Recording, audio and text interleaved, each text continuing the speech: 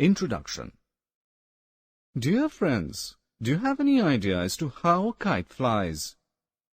How do the leaves of a tree move? Or have you ever played with a paper windmill? How does this happen? Friends, this happens due to the movement of air. Air is present everywhere around us, and we can feel it. Objectives.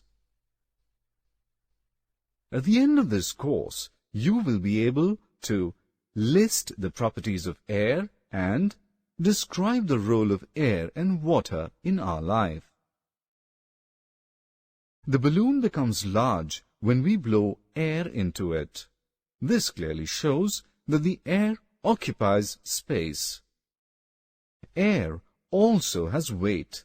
You can see that air-filled balloon has more weight than an empty one. Sometimes we blow air to burn the wood or coal. This is because things get burnt quickly in the presence of air. Air moves in and out when we breathe. This shows that air supports life. Is this possible, that we remain alive without drinking water? Can fishes remain alive without water? No, we all cannot survive without it. So, water is essential for existence of living beings. We find water in wells, ponds, falls, rivers, lakes, and seas.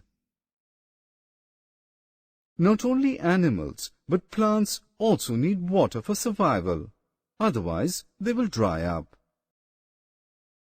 Do you know the fact that animals also feel thirsty like us?